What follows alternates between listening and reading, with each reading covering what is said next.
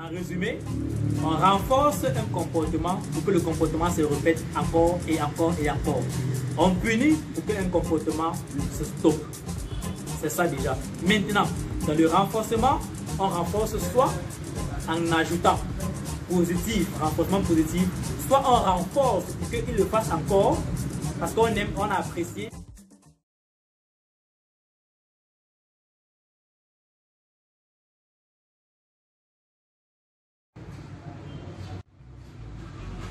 Vous savez, c'est souvent important de pouvoir expliquer ce que l'on fait.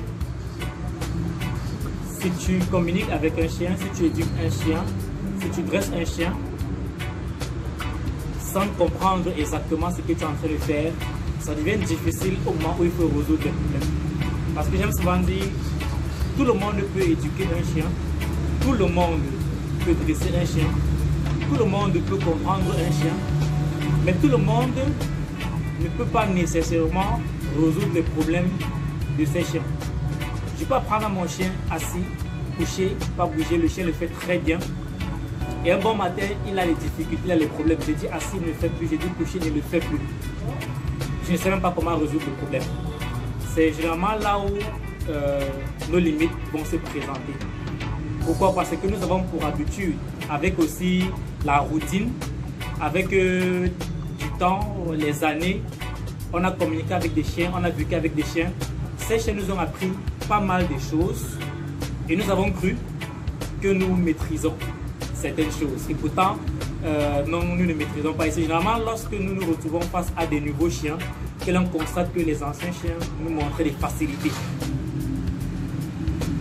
Donc, c'est pour dire que quoi?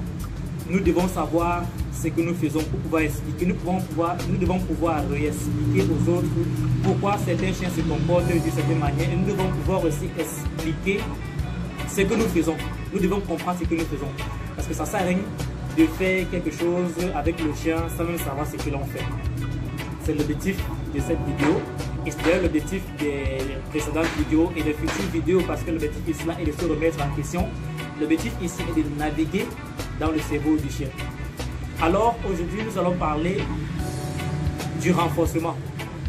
Renforcement positif, renforcement négatif, punition positive, punition négative.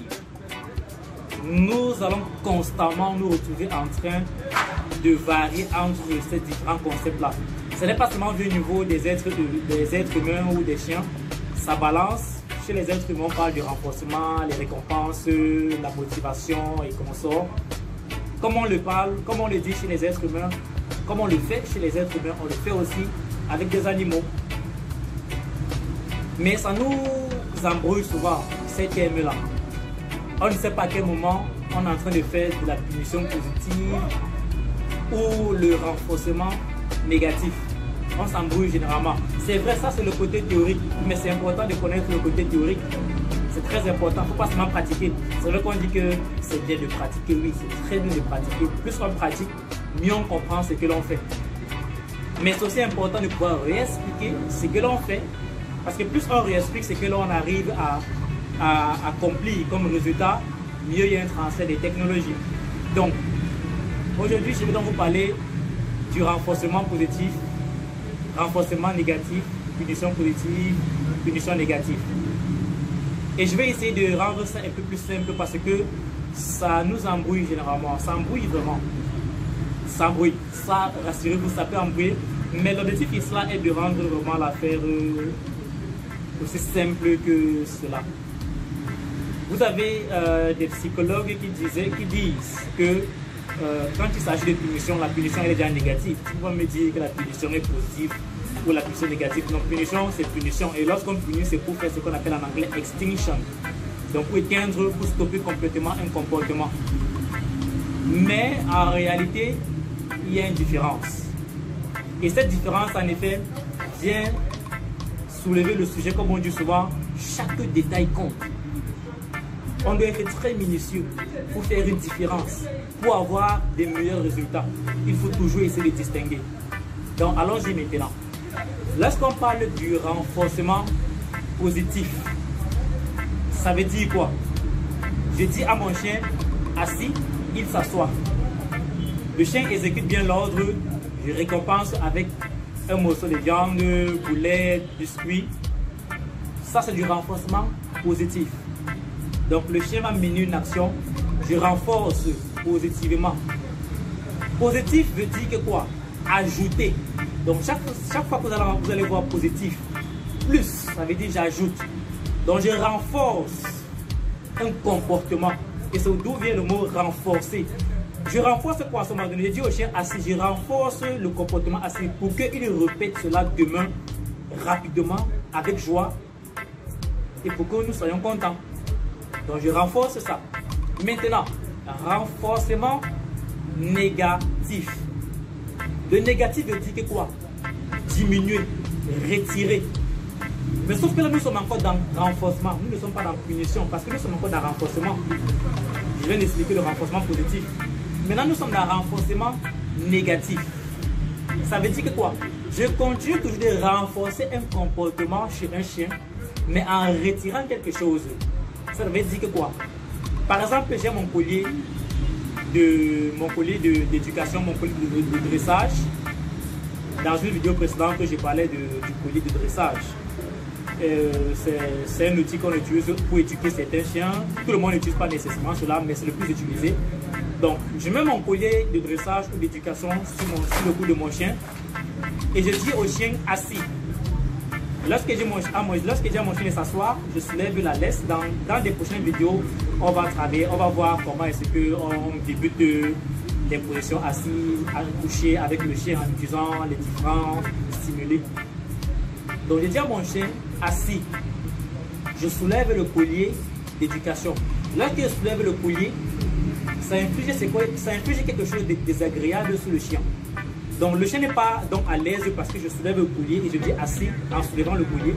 Lorsque je soulève, le chien n'est pas à l'aise. Le chien lui-même, parce que le chien réfléchit, il est intelligent, il va chercher le moyen pour retirer le désagréable sur lui. Il va donc décider de s'asseoir. Il peut décider de s'asseoir. Lorsque le chien s'assoit, je renforce cela. Pourquoi? Je renforce cela négativement en faisant quoi? Le négatif, comme il dit, c'est pour retirer. Lorsque je soulève le collier, c'est désagréable. Le chien s'assoit, je retire le désagréable maintenant. Donc je ne soulève plus, je ne tire plus vers le haut. Je retire le désagréable, donc négatif. Mais on est encore dans le cadre du renforcement. Pourquoi? Parce que je suis en train de dire au chien, tiens, tu as pris la bonne décision. Prochainement, continue de prendre cette bonne décision. Lorsqu'il te dit assis, si tu ne veux pas t'asseoir, je vais rester comme ça. Là, le collier sera toujours soulevé.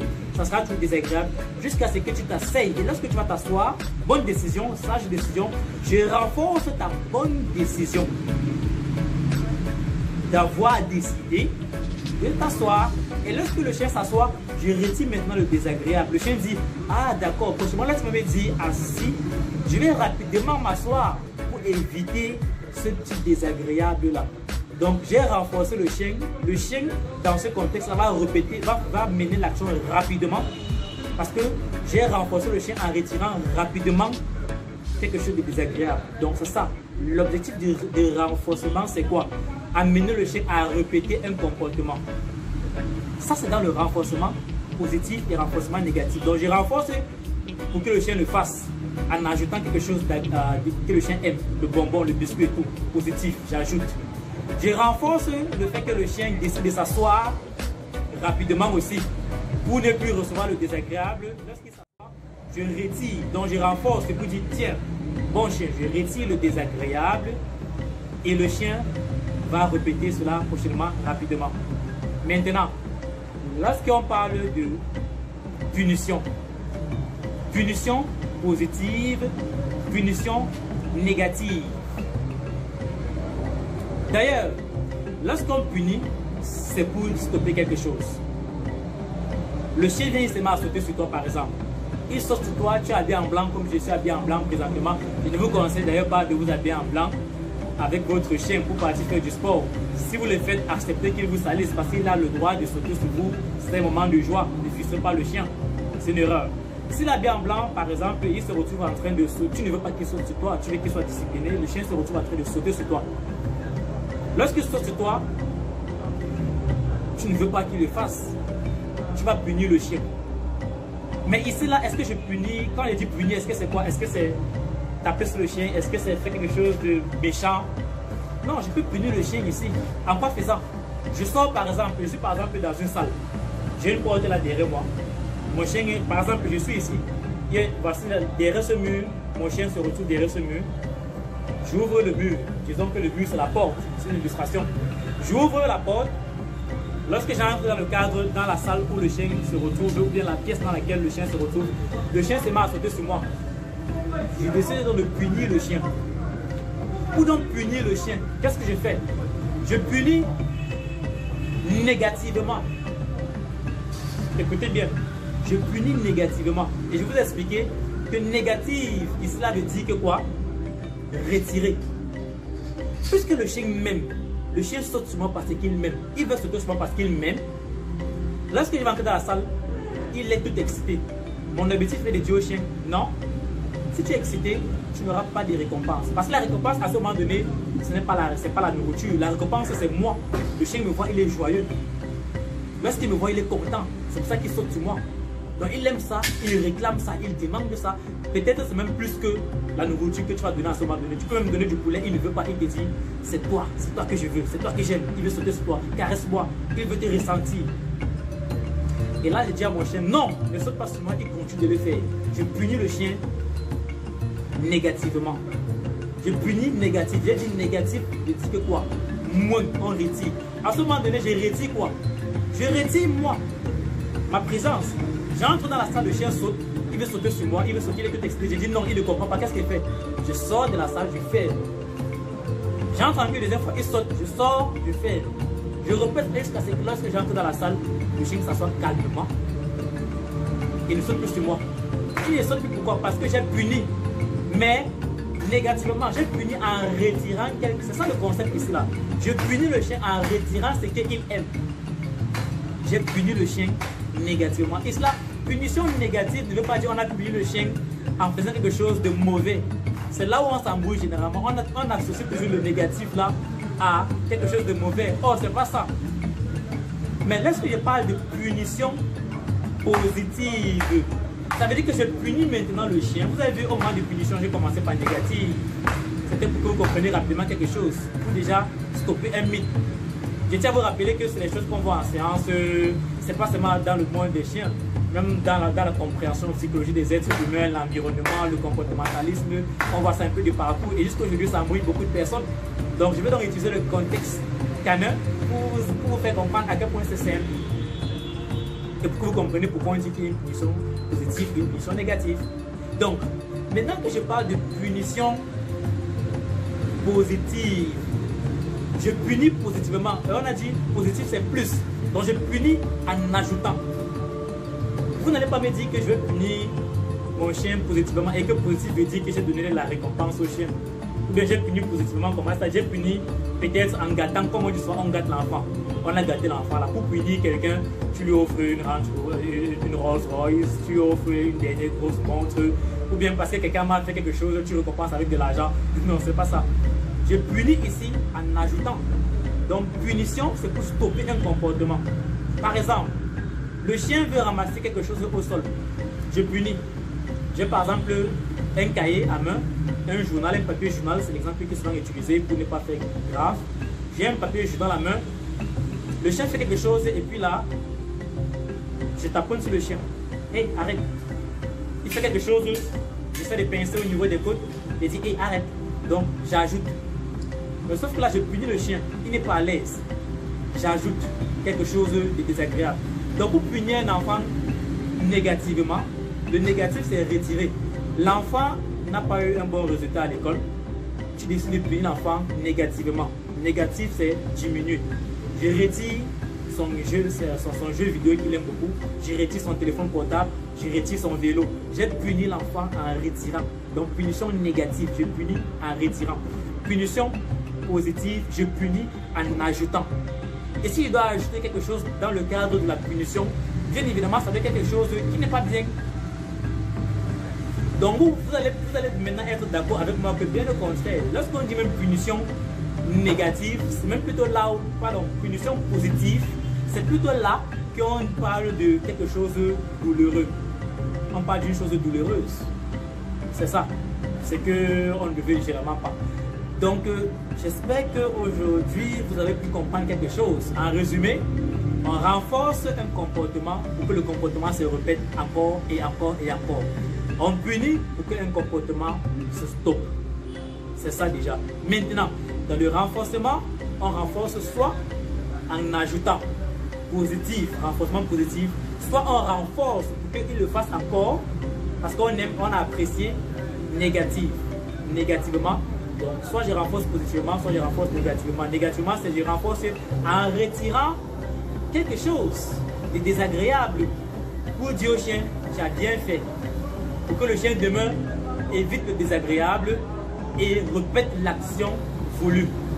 Punition, on veut complètement, on veut stopper un comportement. Soit je stoppe en retirant ce que le chien aime, soit je stoppe en ajoutant quelque chose qui va pas plaire au chien, quelque chose, généralement lorsqu'on parle par exemple les personnes qui utilisent le collier électronique, donc ça va envoyer une décharge pour les personnes qui l'utilisent, bah voilà, je punis le chien, j'ajoute quelque chose, je punis, c'est-à-dire je mets une décharge, j'ajoute, ça c'est pour les personnes qui utilisent les colliers électroniques, ça vibre, c'est désagréable, j'ajoute. Vous allez donc constater que entre punition positive et renforcement, c'est négatif ou c'est positif? Attendez, on a dit renforcement négatif, j'ai diminué. Oui. Entre punition positive et renforcement négatif, il y a presque un lien. Et entre punition positive, renforcement positif et la punition où on retire négatif, vous voyez qu'il y a le lien. Mais à la fin, en effet, il y a un lien parmi tout ça. Vous pouvez vous retrouver avec un chien. En moins de 2 secondes, vous appliquez tout ça. Le chien fait bien. Bon chien, je caresse. Dès qu'il commence à n'être plus bien fier, je renforce, je dis assis, il ne s'assoit pas. Je renforce négativement, j'ajoute quelque chose. Lorsqu'il ne fait plus, je retire. Vous voyez, on peut jouer entre tout cela.